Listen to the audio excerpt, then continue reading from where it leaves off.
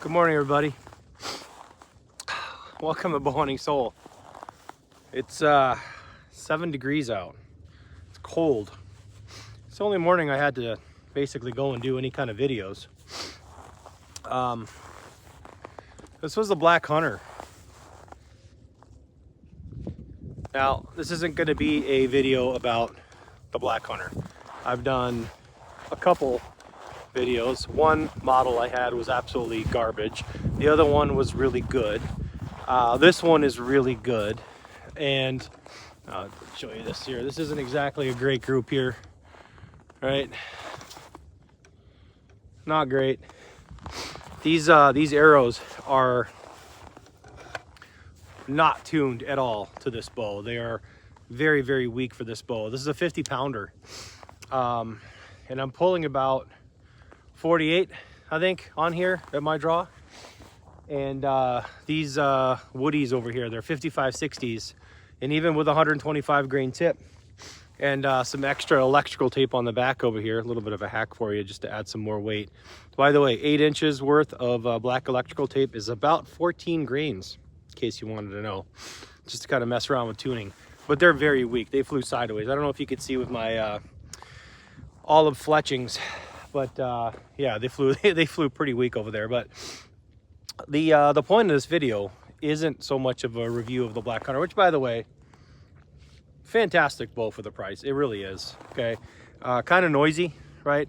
I did get a Nick Reddy string, right, from Ready Made Strings. He makes a great string. It's got Dyneema puffs on there.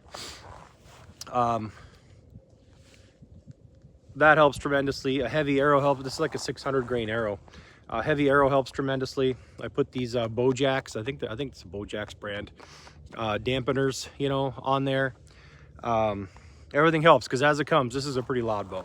But anyway, the point of this video is, if I stop yapping away, is you know, why you would need a bow like this. Now, there's all kinds of talk about you know, guys getting into traditional archery and what they should be getting, right? Oh, you should buy American. You have to buy, you know, you have to buy from an American Boyer. You have to buy an American company, that kind of stuff.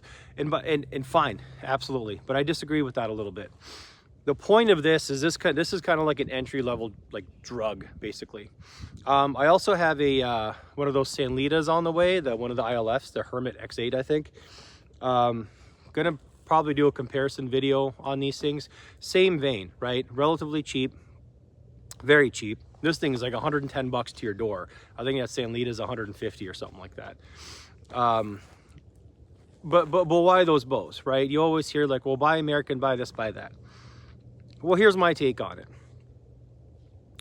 You may want to support American companies, that's fine, and I do. I have, you guys watch my channel, I have custom bows. I've got a beautiful Java Man Elkhart, which I absolutely like, love dearly. If I knew how to edit and put little hearts and stuff and doves coming out of, you know, my thought right now, that's what you would see. Okay, love that bow to death. I have 2 custom ASLs, right, from St. Patrick Lake, longbows, hill bows. I have 2 of those. I have an older Bear Grizzly that I love very, very much. Anyway, but the person that's going to get into traditional archery isn't going to go buy one of those bows. Even a used custom bow is like 450 bucks, let's say, right? A used one, 450, 500 bucks. Someone that's trying to dabble into traditional archery. And by the way, I can't talk. My face is like frozen. It's like I said, it's like 6-7 degrees out here and it's cold. This is like the entry level drug to them. They're not going to spend 500 bucks on, you know, much less, you know, 1,000 or 1,500 on a custom bow. They're not going to spend 500 bucks on one of those bows because they're just kind of, is it for me? Is it not for me? But you add in one of these, you add in like a Samick Sage, and now it's like an entry level. They can get into this cheap, and if they don't like it, they're only at 110 bucks. Okay. Once you're in here, into this realm, you got, guess what? You got, you know, Sherwood shafts or Addictive Archery, right? You've got, you know, fletchings and nocks and everything that you buy. You buy Zwicky, either broadheads or judo points. You buy tab, right? Omnivores. You buy push hip quiver, okay? You buy broadheads from American companies. You buy a quiver from Selway, Great Northern, Creekwalker, whatever, any of these places, okay? Once you're into this realm, you're spending money if it's for you. So the notion that somebody buying like a Black Hunter Longbow or something like that, or any one of these, and it's like somehow it's like un-American, I understand where that sentiment comes from, but those people weren't going to buy those expensive custom bows anyway. It's not like they lost out on a sale, because they would not have bought that in the first place. But they buy something like this and they say, wow, this is kind of fun. It gets them into this realm.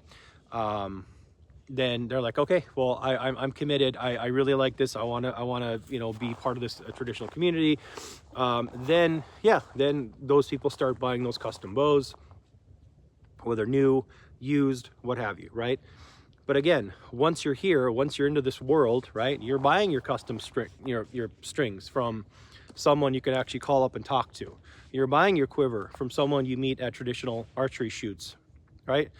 All of these things in this community that makes the traditional community so great, you got to get people into it. Now, it's a double-edged sword. I understand. You got to get the right people into it, because if you don't want, you don't want some of the riffraff. Let's just put it that way. I'll leave it at that.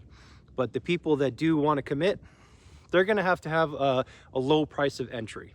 Okay, some people, and I'm making a generalization. Some people can afford to just shell out the thing. Yeah, I'm all in. I'm going to spend, you know, $1,000, $1,200, custom bow to me, boom, done, and they're into it. But most people are shooting a Samick Sage. Most people are shooting a Black Hunter, and that's just the way it is. So, anyway, these bows are, aside from being a great gateway drug, let's say, I'm going to actually do a different video once these other bows come in about like traveling to hunt, and the kind of differences between, you know, is it worth driving, is it worth flying, what is it really worth to you, some of the you know, logistics of trying to get a bow, or what kind of bow, what are you going to drive with it, or you're going to fly with it, does it make sense?